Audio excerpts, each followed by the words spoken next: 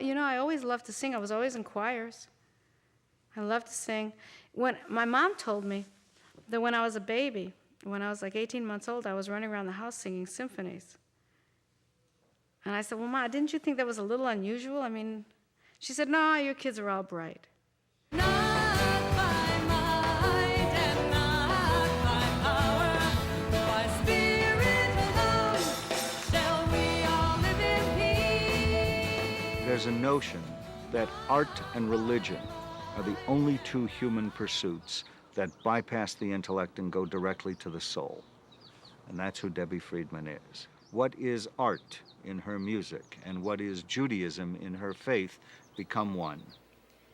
Baruch atah Adonai Eloheinu melech haolam asher kitshanu b'mitzvotav. I think I've been on the same path. I've been totally committed to Jewish life and to reaping from it and to giving all that I could possibly give.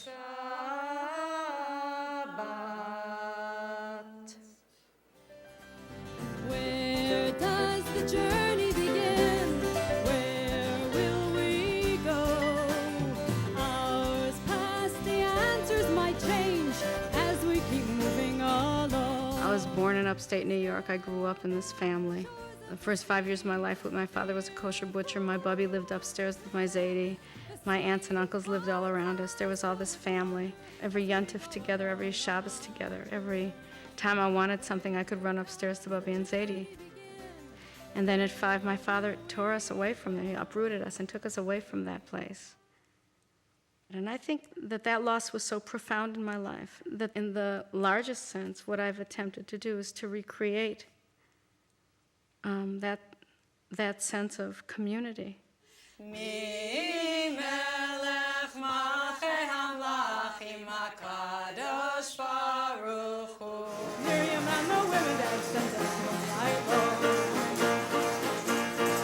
and Miriam was a weaver of unique variety.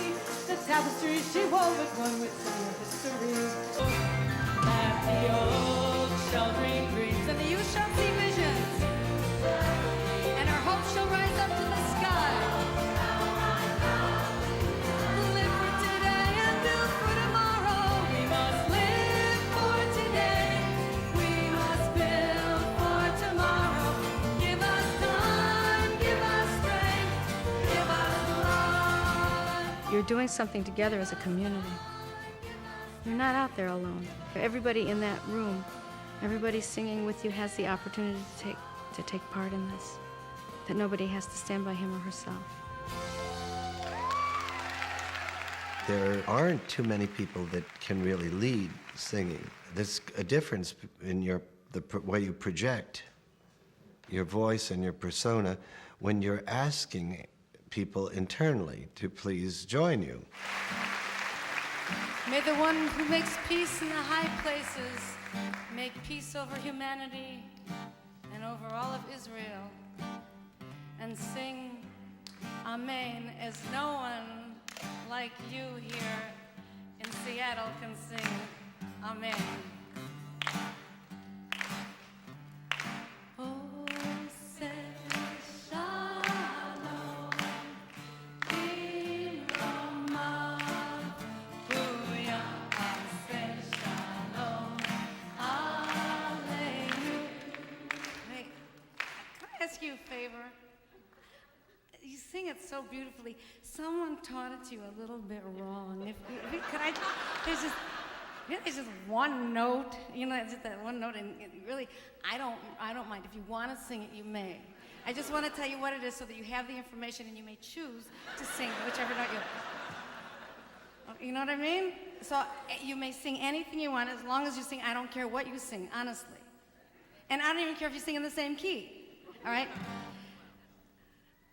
How does it go? Oh,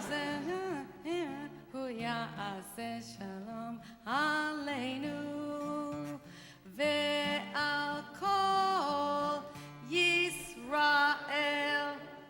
You don't go da da da, because everyone thinks you're going to do that. So you don't do it. Surprise them. Yisrael ve'al kol. That was terrific. But do what you want.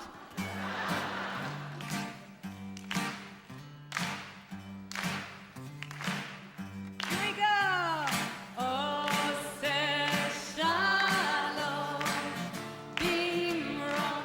But there aren't too many people that really do that in such a way that the distance between audience and performer is totally broken down. Debbie has that capacity, and it's very unusual. And once you've locked in, it's like a conversation that moves from tentative exploration to deep mutual understanding. This is what her special gift is. Additionally, to write songs that allow that to occur.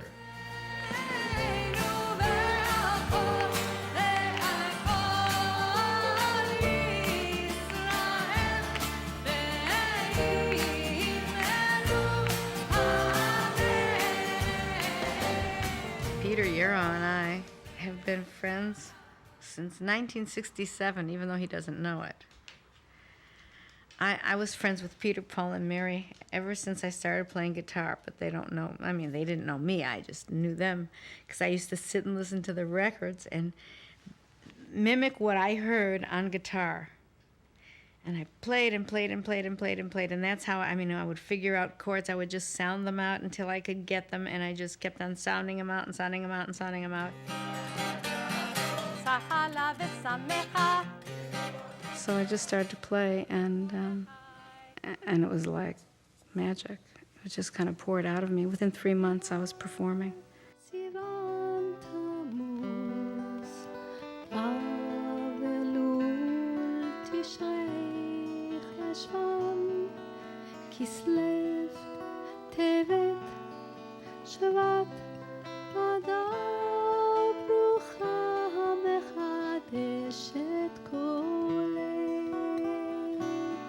Debbie Friedman started out as a young woman who had unbounding energy and who had a sense of mission and vision at a time when it was easy to have that.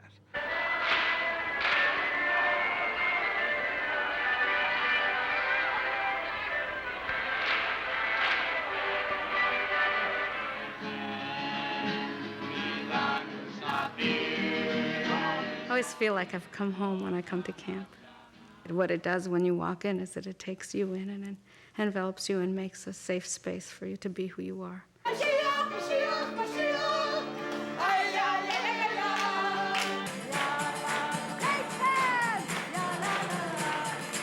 And I remember returning home from college and hearing about, did you hear Sing Unto God? Have you heard this album by Debbie? And no, what's that about? And then I found out what it was about. It came across like a bolt of lightning. Sing unto God, sing and give him song. Oh, sing praises to God, give thanks to him with a song. Oh, sing praises unto the Lord thy God. I really think that Debbie was the one who set the stage for us. She set the pace. When she started to combine Hebrew and English in her music, it was like, why didn't I think of that? There was a time when I would go into a synagogue, and if I would come in humming a Debbie Friedman tune, everybody would say, well, that's camp music. That doesn't belong here. It doesn't belong in the synagogue. Some people said it was blasphemous. The prayers were blasphemous. 30 years ago, Reformed synagogues, many of them, were what we would call high church. There was a big organ and a vocalist who sang at us.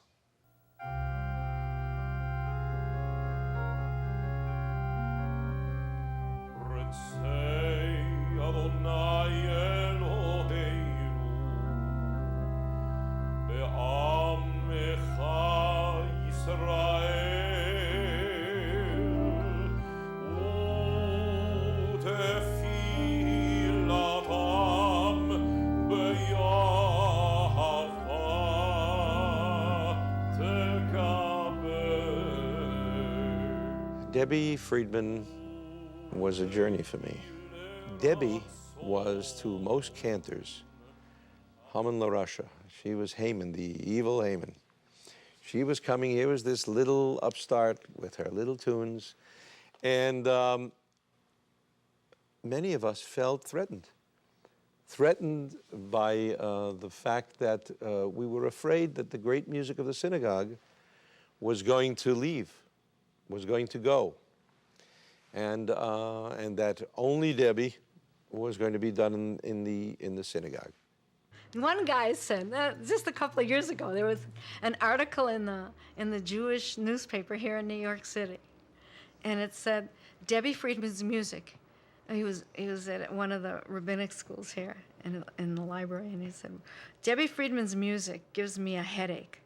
Starting in the 60s, but on in the 70s and 80s, as Jewish teenagers and youth were going to summer camps and having a very engaged Jewish experience, came back to American synagogues and really felt very distant from services and really demanded that their music be sung. Most of the cantors who were trained in a very different style really rejected this. These kids kind of walked away from camp and they came back to their congregations. And they began to share this music with their rabbis and their cantors and their parents. And all of a sudden the parents began to feel like, wait a second now, I can relate to that. In fact, I can relate to that a lot more than I can relate to what I've been given. You respond very differently to singing with a guitar, to singing with a piano, than we do with a big organ. My music gives him a headache? Has he ever listened to it? I mean, how does every piece that I've ever written give him a headache?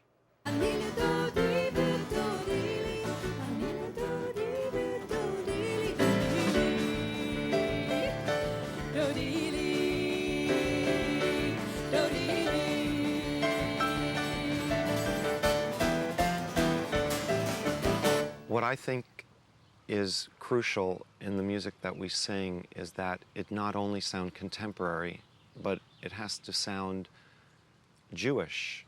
Jewish music has a certain character to it. When Bloch wrote for the violin the melody, da da da da da da da da da da, hi da da da da, that's a Jewish mode. Yeah, la la la la, la la la la la la, yeah, la la la la la. A lot of Hasidic music has that instantly recognizable pintelayid, a little piece of Judaism in there. There's a little, you could smell the kugel when you're singing some melodies. Like my Zeta, my grandfather wrote table songs, Zemirot, and it has a pintelayid in it. Table songs that sing about the rest of the Shabbat.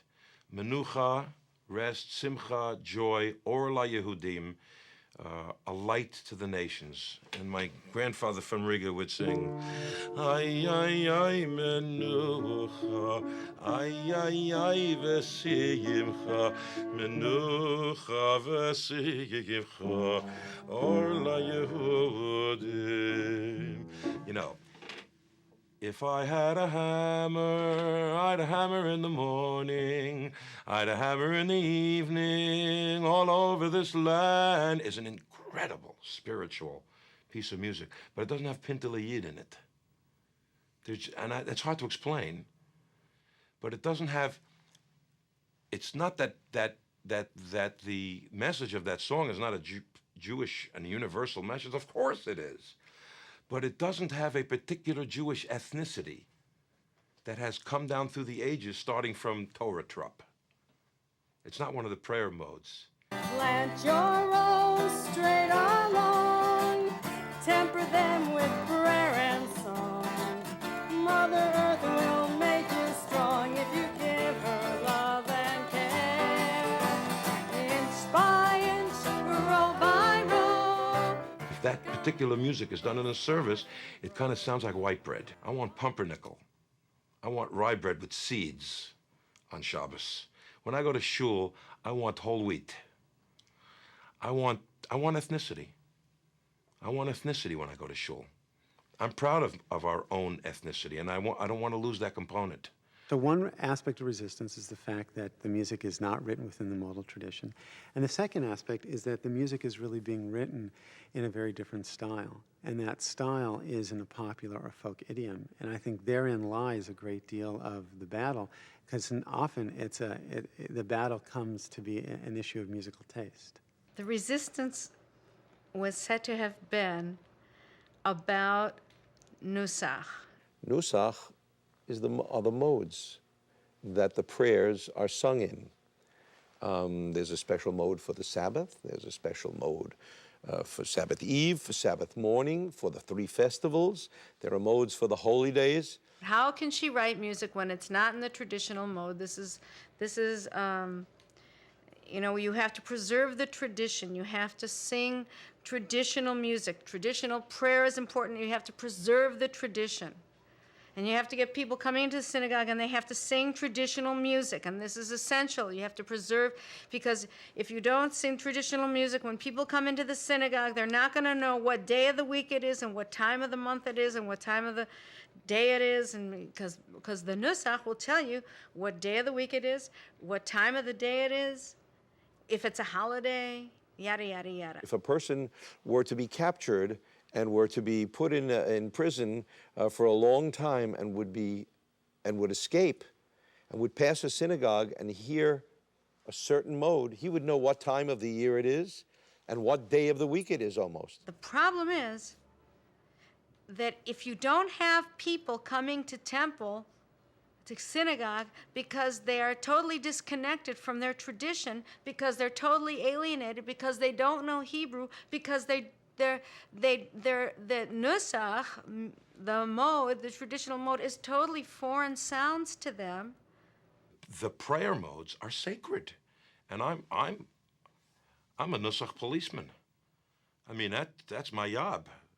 If they don't know these sounds and they can't relate to these sounds, they're not going to show up to services, and there ain't going to be no future and anyone to carry on traditional modes.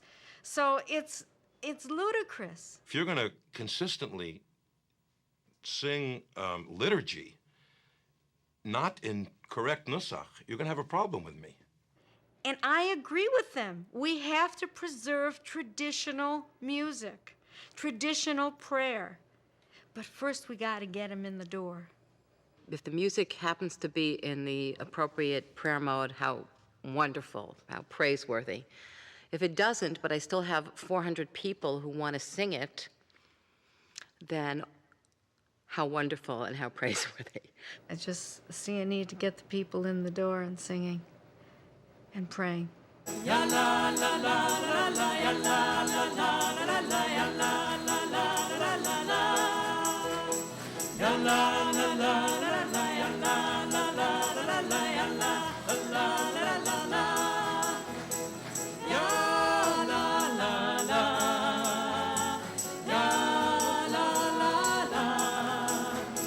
ya la la la ya la la la ya. It's time, to stop categorizing.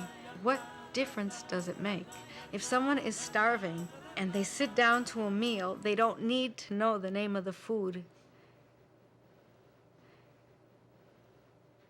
in order to be nourished by it. They just need to eat.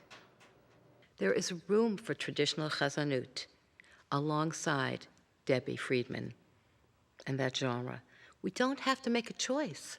How fantastic is it that we have all these options? It's like choose between your daughter and your son. No, I can have a daughter and I can have a son. Why do we have to make a choice? And I'll sing my soul, I'll sing my soul to As I look at the music that she's written in recent times, I see that she too has been on a journey. Like that piece that I do very often, that Reb Nachman's prayer, You Are the One, it expresses the words and it brings to the people of today, in a modern way, the words of a Hasidic master. And that's what Debbie's all about.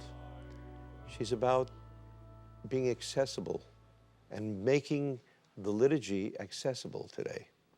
And that's what's happening. And I have, of course, changed. And I'll sing my soul to you. I often describe Debbie's contributions as really blurring the boundary between song and prayer. And she blurs that boundary because when she's singing in a concert setting, she's really able to do more than just sing more than just a song. It's more than just a touching, sentimental song. She's able to penetrate to people on a deep spiritual level. And this is sometimes done through the English words that she writes to her songs, which may create an image about the struggles of being Jewish today, about healing, about being a woman, about just struggling to be human. It can happen through those songs. It also happens in the way in which she just takes a known text like Oseh Shalom or any number of other liturgical texts that people know that's in their vocabulary, and really transforming those moments by really making them really quite participatory.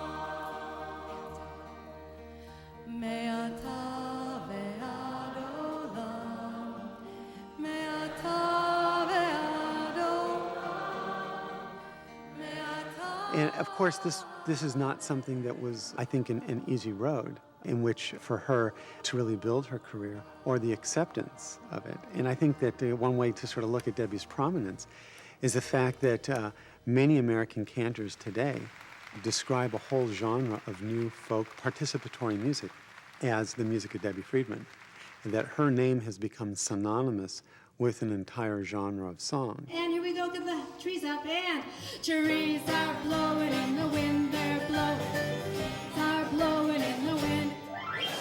Trees are blowing in the wind, they're blowing, trees are blowing in the wind. I want to compliment you on your treedom, but your singing is a little schwach. So you have to sing a little bit louder. And trees are blowing in the wind. Much better, bigger.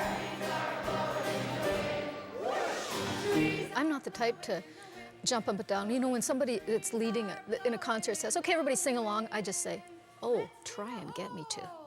But that was not a problem with Debbie. I mean, she can get me to hold hands with the person next to me, which is like something I would not do. She gets you to connect, to communicate, not only with her, but with the other people in the audience. And it's fun. Here we go.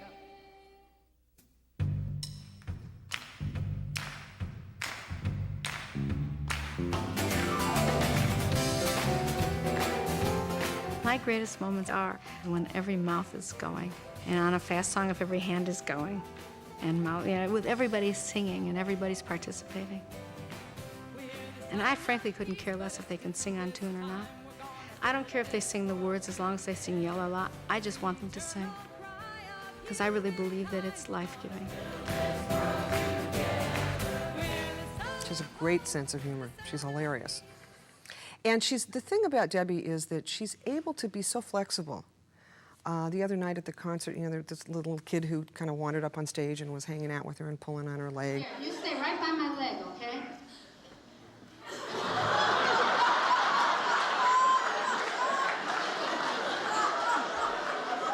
If you want to pull something, you pull my leg.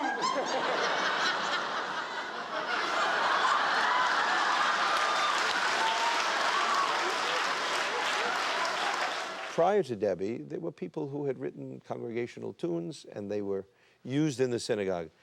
But when Debbie came on the scene, it was a different thing. Now, I wasn't particularly crazy about what she did early on. Maybe I wasn't open enough. But I thought, well, here's a nice young lady who's writing nice tunes, and I'm not sure that they're appropriate for the synagogue.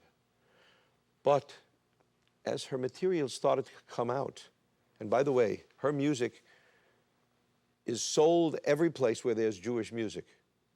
Not all Jewish music is saleable. Hers is very saleable. People buy it and love it. And I began to see that here was a person to be dealt with. As she grew, I opened my heart and I opened my mind to what she's doing.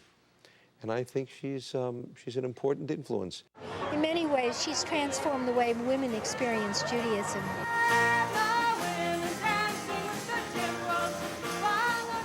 Women didn't have a chance to cast the liturgy.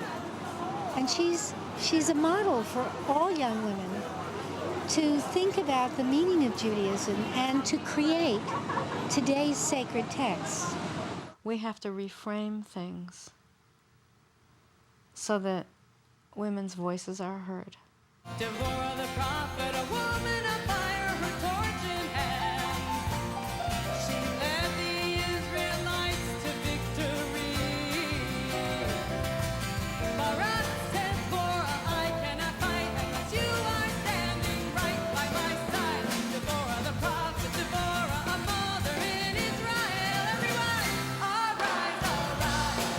Deborah, arise, arise, and sing a song. Arise, arise. Deborah, Uri, Rita, Rishir, arise, arise.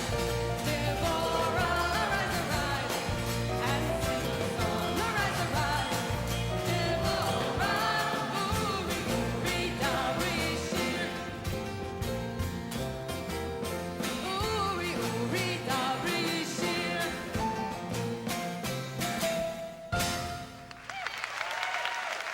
I was doing a sound check, and I was singing Not by Might, Not by Power, and I was singing, But by Spirit alone shall all men live in peace. And some woman, I can't remember who it was, gave a geschrei from the back of the room and said, it's all people. You can't sing all men anymore because we're men and women and we're all people. You have to sing people.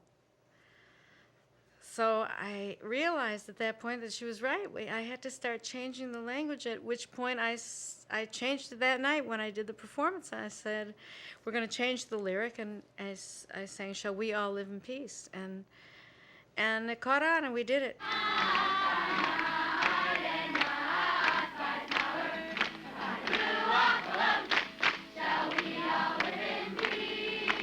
From that point on, I changed all of my language.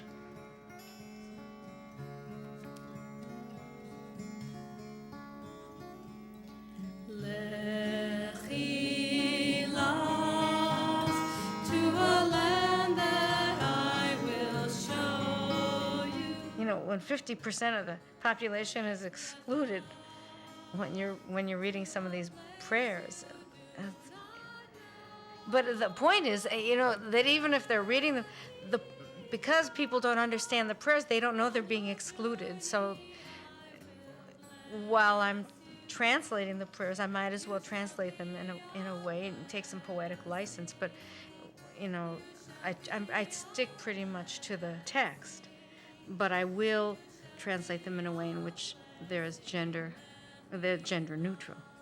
I think that Lechi Lach, as a colleague at JTS that described, you know, that particular song of Debbie Friedman as really providing modern midrash, and the way in which she was able to change, you know, the gender text of Lech Lecha is a very important thing, and she's really able to be really very inclusive, you know, in the process.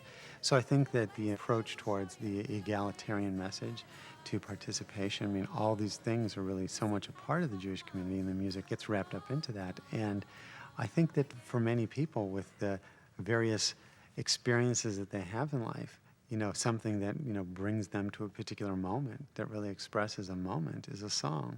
And for many people, Debbie's music, you know, is the song that they sing.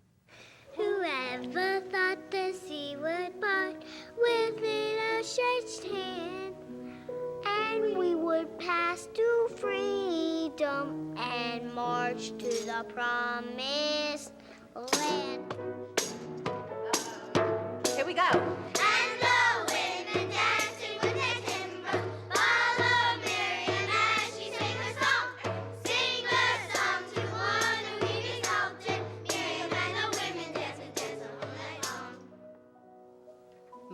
Chilmata.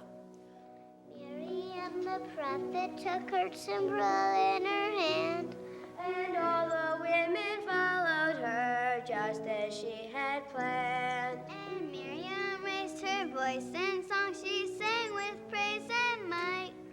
We've just lived through a miracle, we're going to dance tonight. So I really want you to sing. And the women dancing with their timbrels follow Miriam as she sang her song. Sing a song to one who we've taught. Miriam and the women dance and dance the whole night long. I think if I would have been a man, it would have been much easier. I wouldn't have met up with resistance with which I was faced. Debbie has been a real model for me in terms of a woman and a woman's place in the Jewish community and the kind of leadership that a woman can take in the Jewish community. I really spent, my former song leading life was always at the side of some guy next to me, And so, whether it was Doug and Mary or Ramey and Mary, whomever it was, and Mary, I never ever thought that I could do it without the something "and" before my name. I think I was one of the first, if not the first woman to do this. Young girls that are growing up and watching Debbie and listening to Debbie will never ever have that insecurity and need that I had. Anu mitpalalim leha'avarat ro'ah hagzeira. We changed it. We are praying, Anu mitpalalim leha'avarat, for the turning ro'ah hagzeira, of the evil of the decree. And here's how it goes. So you'll repeat after me. Bishiva shel mala, bishiva shel mata. Bishiva shel mala, bishiva shel mala, ubishiva shel mata. Bishiva shel mala, ubishiva shel mata. And I think that's a very quiet, rumbling movement among especially Jewish women who are on a pulpit, who are talented, who are warm and loving and giving and very competent. I think that there's a bias, there's a bias because maybe some of it's because I'm a woman, some of it's because I'm out there and I've, in their eyes, succeeded without a degree. She hasn't got the paper, and it doesn't matter. As a cantor, there are a lot of people that get bent out of shape over that. Not particularly me. There's a twinge.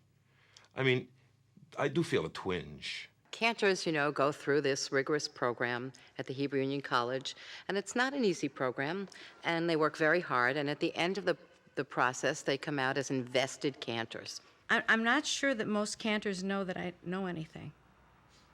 I think they think that I don't know anything. I don't know that they know that I'm fluent in Hebrew. I'm sure that some of them were also afraid that if a congregation thought that a song leader was good enough, that would be what they would have and no longer have a cantor. Debbie's a really good example of somebody, perhaps in another time or place, who would clearly be honored as a community leader just because of her talents and her skills.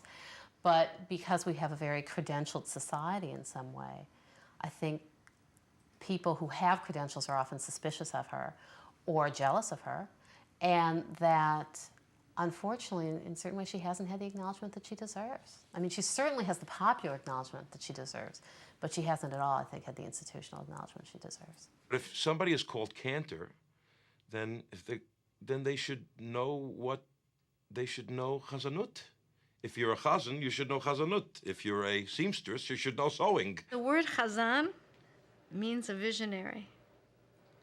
Chazion is a vision. Yeah.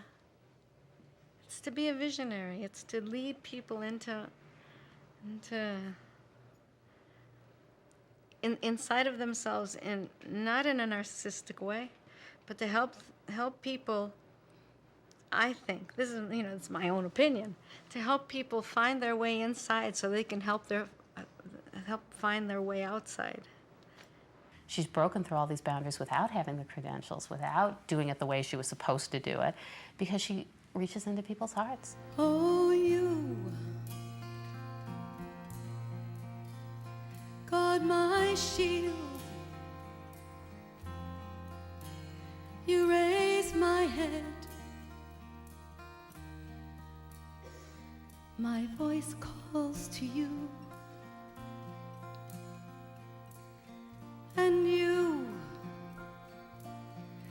answer me from your holiness. I call to you. I love the richness of the tradition of the text and the poetry of the text, and I like to play with the text. I like to play with the words of the text. And I think that it lends itself to new interpretations and new ways of being incorporated into our lives.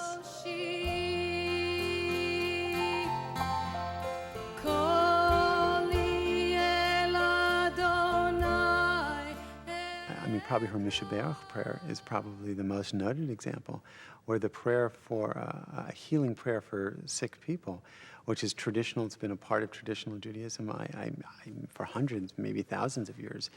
But the Reform movement was not a part of the Reform tradition, and Debbie brought it back. The liturgy for Mishaberach is basically done in major. If you're doing a Mishaberach, what is that? You're saying a blessing for someone who had an aliyah, and they want to say a special prayer for someone who needs healing.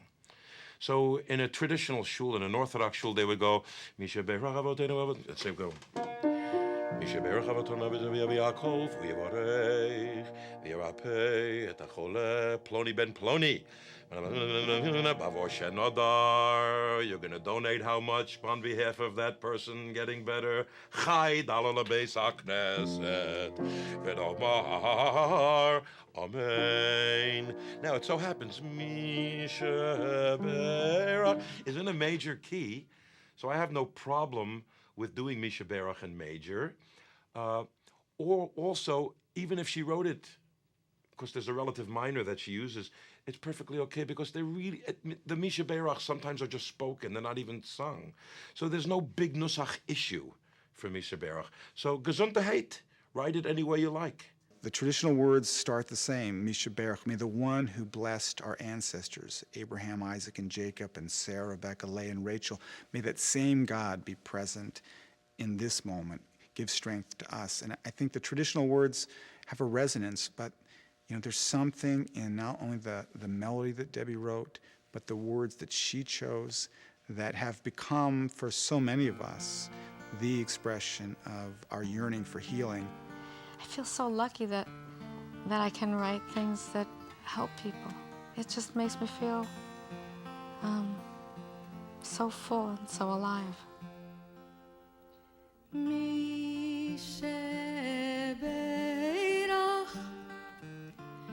Avotenu Mekor habracha leimotenu.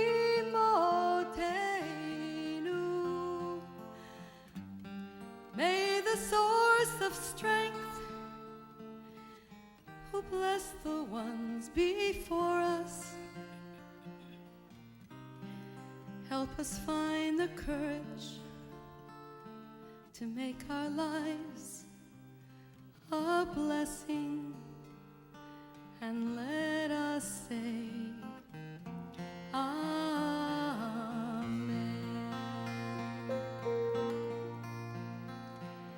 Mishaberach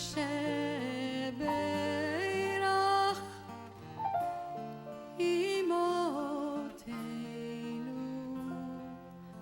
mekor habracha lavotenu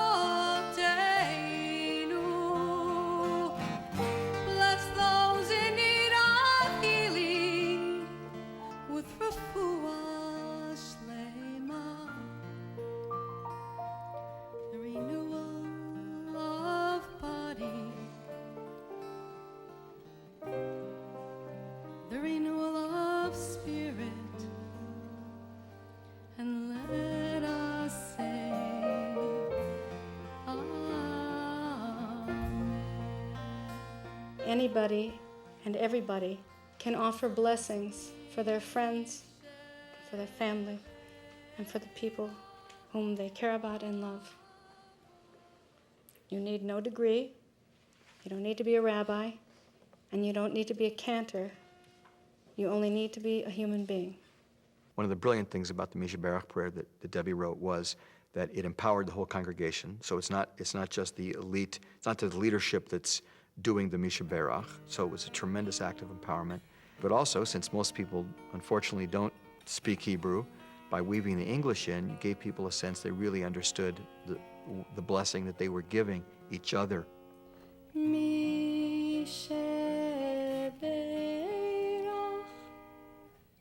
It's as if she wrote the music of our hearts. The words are wonderful. They draw both on traditional sources, but the first verse also speaks about the courage to live a life of blessing. And that too is part of healing, not just asking for something or hoping for something else, but using that to live a life that matters. And in the end, I think healing is knowing that our life matters. So maybe if you'll take your hands and connect with the person next to you.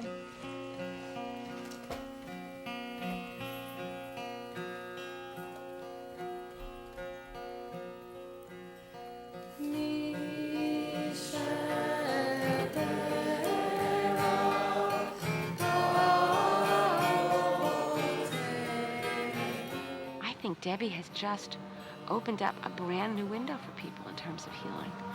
It's powerful stuff, very powerful. And you can't help but feel the sincerity of it through Debbie, because we all know what Debbie's living with and has lived through. I think it happened in 1988. I was misdiagnosed and mismedicated. Fell asleep. I woke up a couple hours later and my legs were like bricks. They're like 2 telephone poles. They were just stiff. I couldn't walk. It's called paroxysmal dystonia.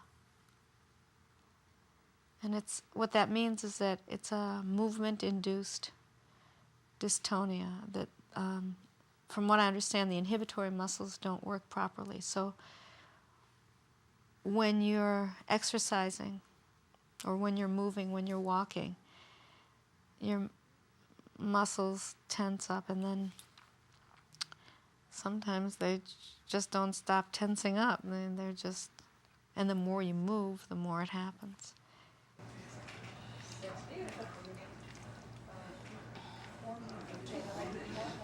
Okay. One more. Good. And you can see,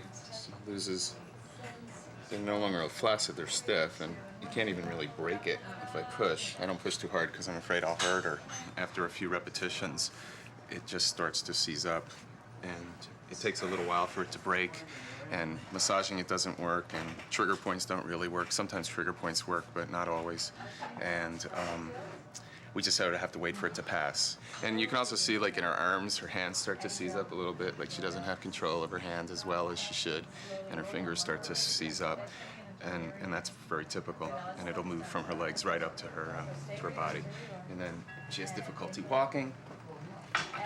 And this is pretty typical what you see right now. We do our little dance. We sort of do a little dance, but this is exactly what happens almost all the time.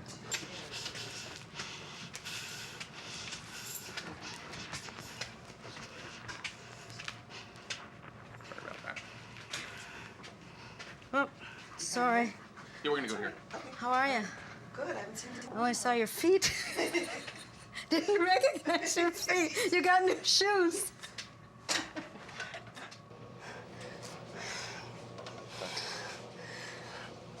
Okay.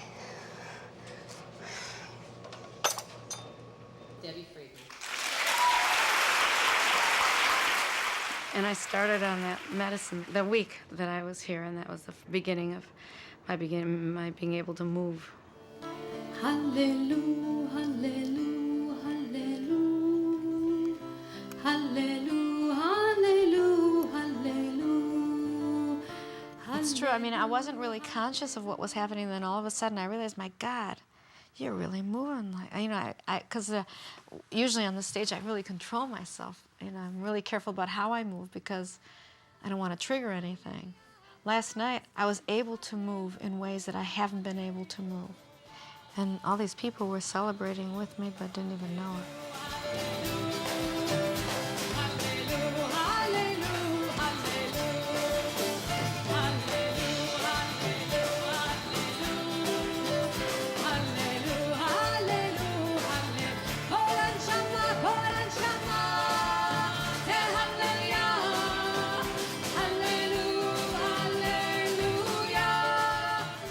I think it was the very first time in my career that I had talked about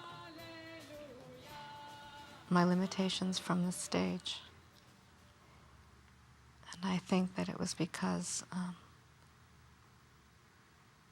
I see the light at the end of the tunnel, that maybe we're on our way out of this nightmare.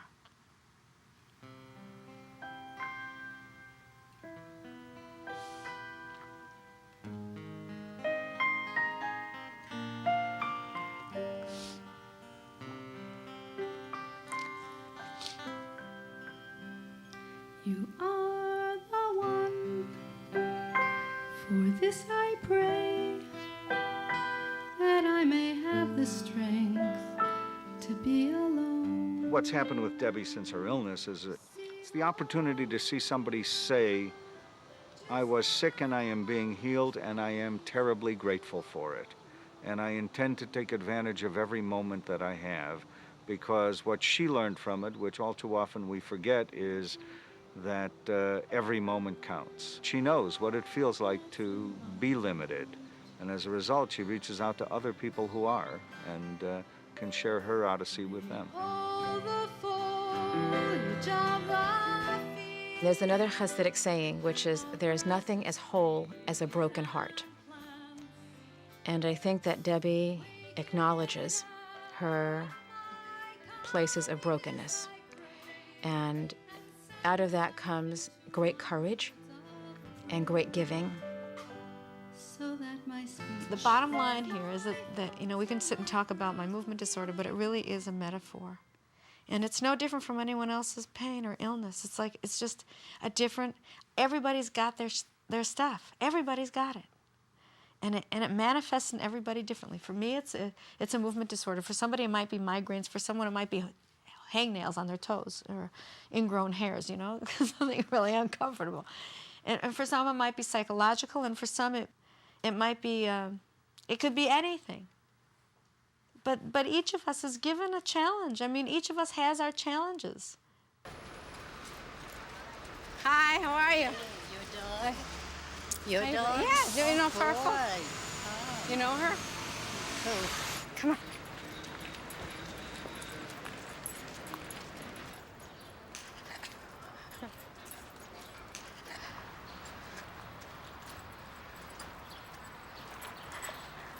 I was thinking about Nusach. I was thinking about the traditional motif versus the motif in which I write, which is traditional, contemporary American. No, come on, we're gonna go this way. Let's go. Good girl. Good girl. I had this image of kids sitting around a campfire and singing some of the prayers that I had written that were set to contemporary melodies. And then I had imagined them trying to sing those same prayers around the campfire in Nusach. And there's no way they would have done that. And I realized that what the music did was it was it was transportation out of the synagogue into life. It brought the prayers from the synagogue out into life so that it became a part of our lifestyle, our lives, that we could live with our prayers on a daily basis.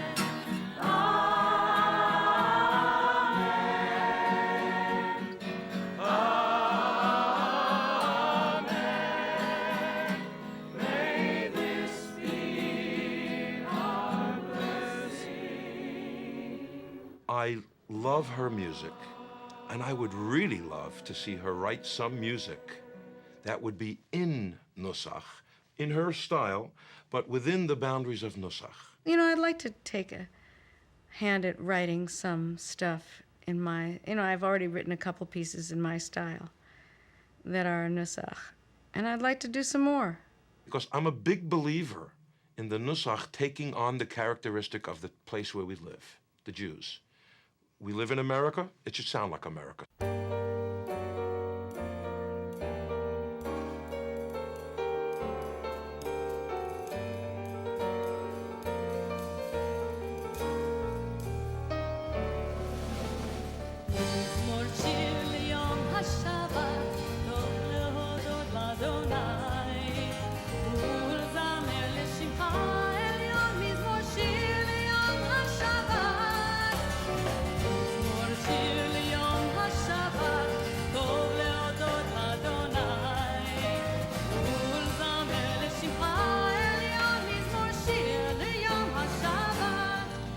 She told me that she never learned Nusach. I'm sure she has osmosed a lot of Nusach, over the years. And because she has a fabulous ear. I've been together with her where I've sung and she's accompanied me on the spot where I've improvised and she always played the right chords. I know some Nusach. I don't know all Nusach. And eventually I'd like to know it all.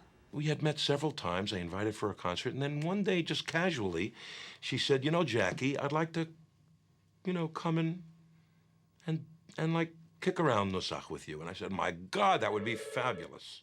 Shine it,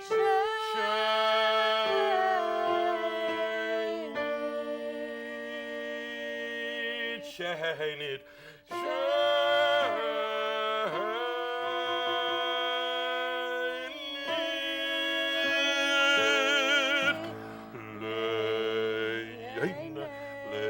little cracks, and the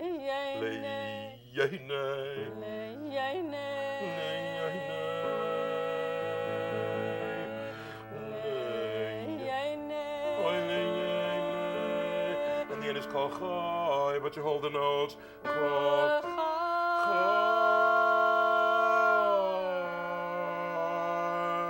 And it ends with a pismon.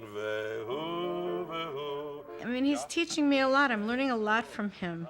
I have such great respect for him because he's so knowledgeable and he's so not arrogant about what he knows.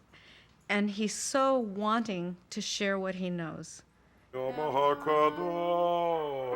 you slip into Fregish. Wait, would you say, Karasel Zeve Amar? Or Ve'amar Kadosh. Do you have to say Amar Kadosh? You don't have to, no.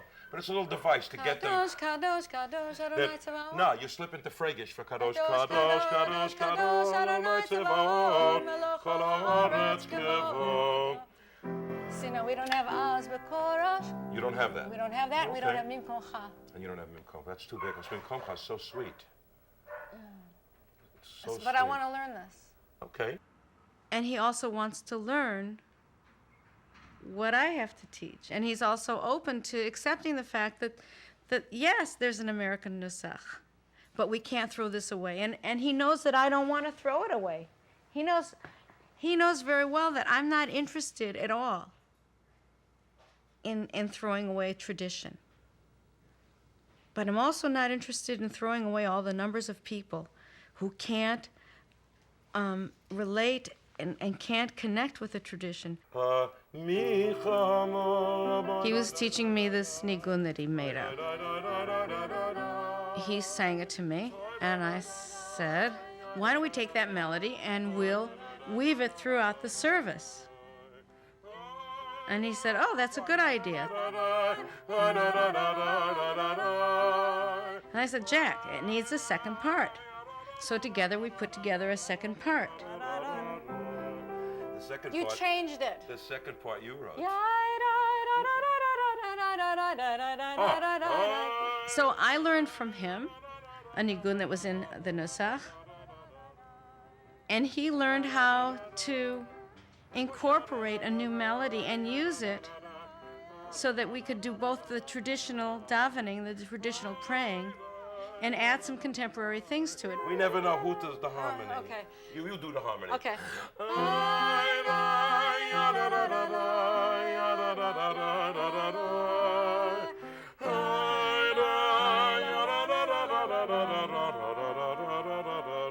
I'm teaching him how to loosen up in the service.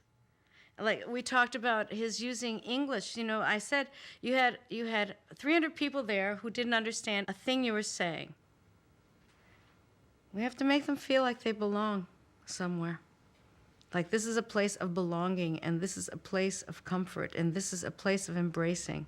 Prayer doesn't belong to the cantor or the rabbi. Prayer belongs to the people. And so we're now saying to a congregation, it's just as much yours as it is mine. So please, join. Come in, make it your own.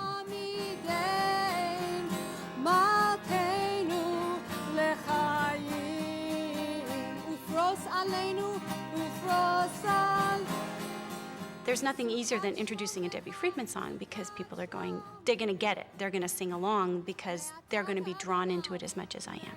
So every piece that we sing of Debbie's does that. People can't help but clap or sing or sway or move. It's just inherent in her music and in the feeling that she has somehow conveyed in her melodies and her lyrics.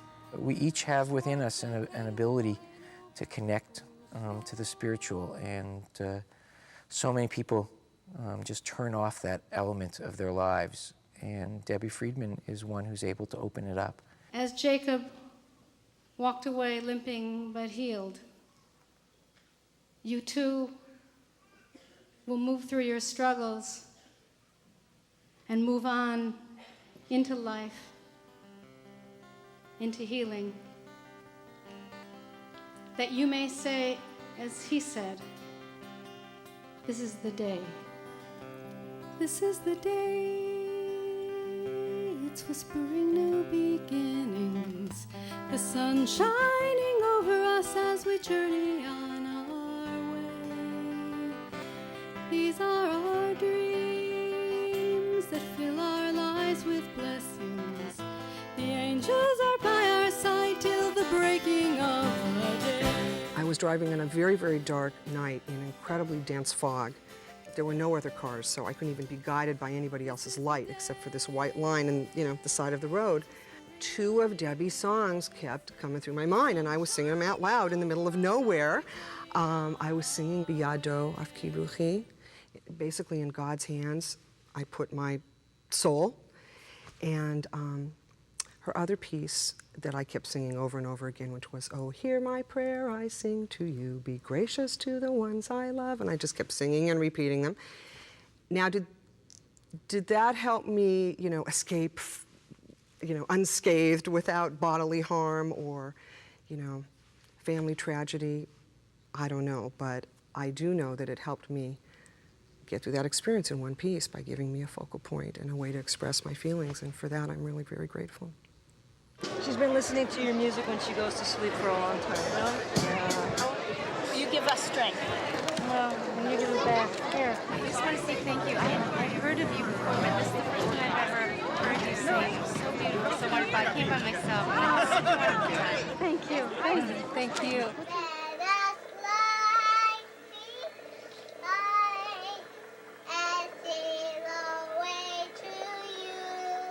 I'm not sure what it is about Debbie's music that makes Rena be able to open up and sing, with such joy.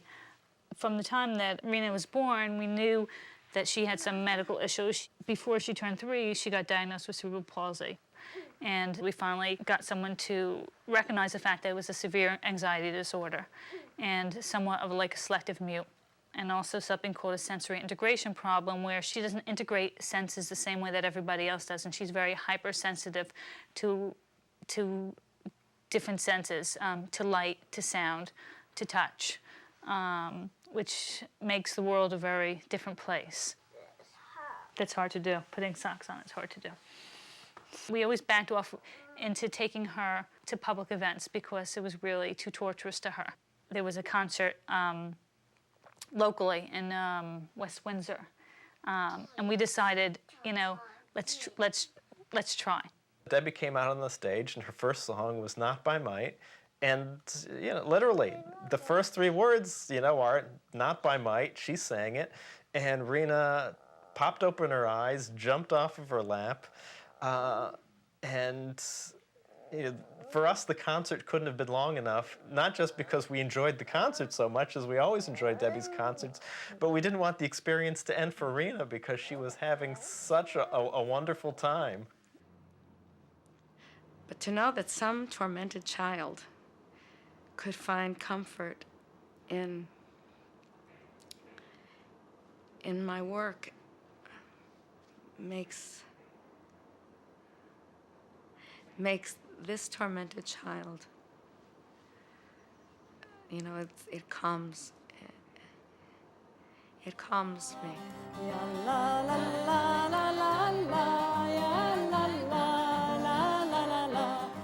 When someone comes to a healing service, they enter a room and the room is filled with people and the cat's out of the bag.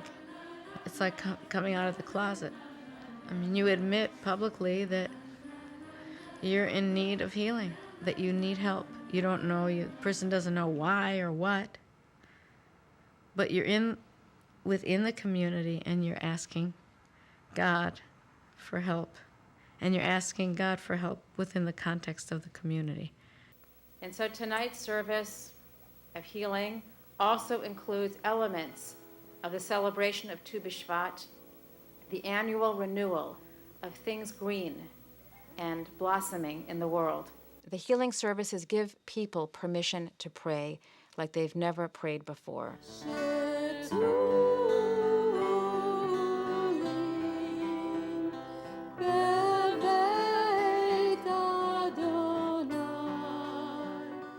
Many people think the only prayers, really, the only acceptable prayers, are the ones written in a prayer book. But these services also give the profound and Jewish message that prayer is also the work of the heart. We've always had, healing aspects to our tradition, so why a standalone healing service? That never existed before. And I think that we have, identified that everything we do should be healing. In our congregation, we have symbolized that healing in a very physical way through the weaving of a tapestry. We tore fabric to represent the tear in our hearts. We weave fabric. We weave it to represent the wholeness that has come to us.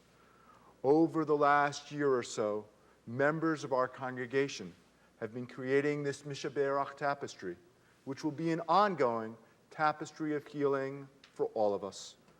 Tonight, as we join together in the Mishaberach, as we bind up the wounds that were inflicted upon all of us, I'm going to ask if all of us can stand. We're going to try to spread it out. We can't wrap ourselves in it, but if everybody can try to hold on to the tapestry, and together, let us bind up our wounds.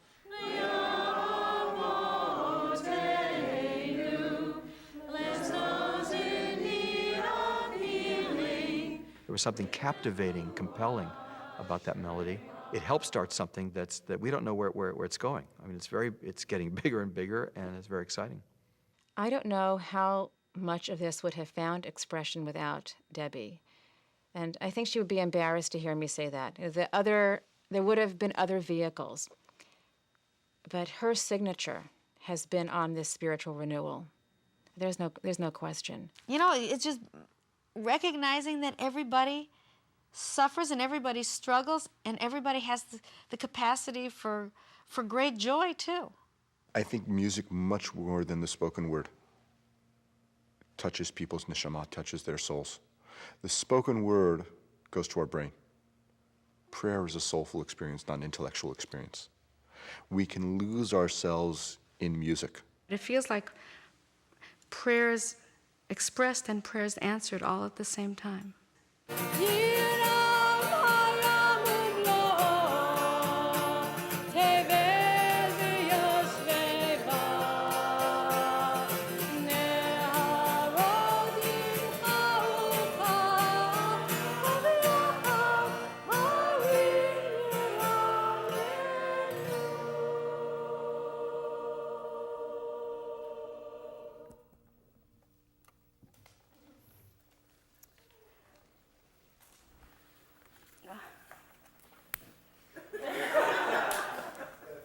Yeah.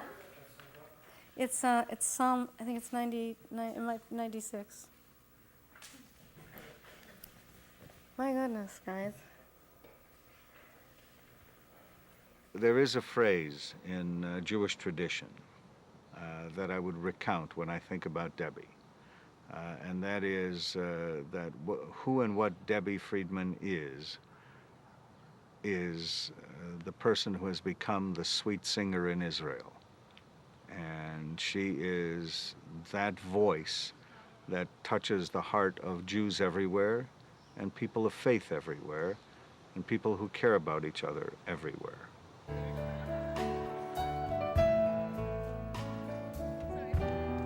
Just grab the person next to you.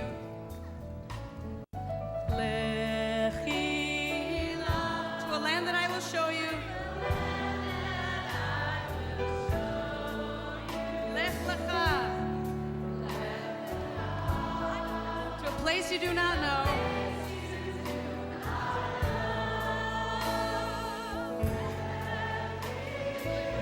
On your journey I will bless you. And you shall be a blessing. You shall be a blessing. You shall be a blessing. L'chilach, and I shall make your name great.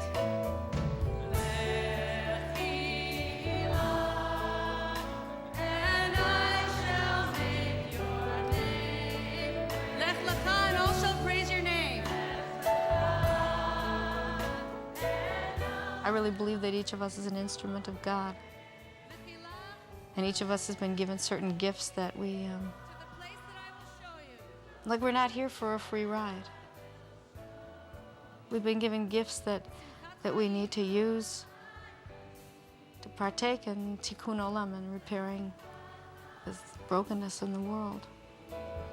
L'simchat chayim, l'chilach.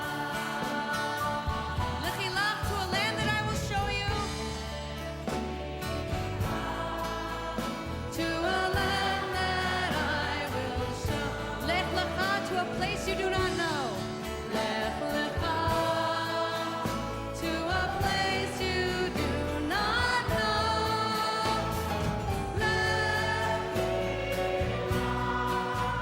On your journey I will, and you shall be a blessing. You shall be a blessing. You shall be a blessing. And you shall be a blessing. You shall be a You shall be a blessing. You shall be a blessing.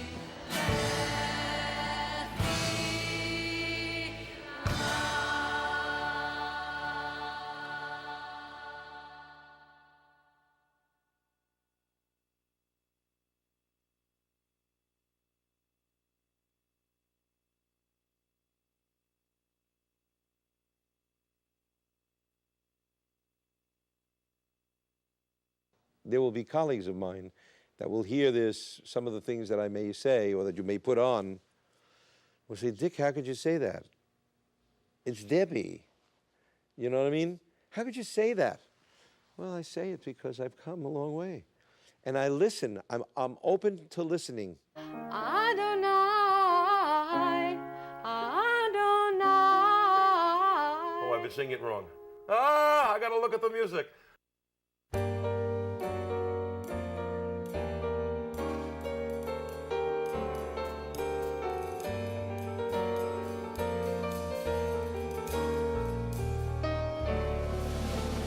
מזמור שיר ליום השבת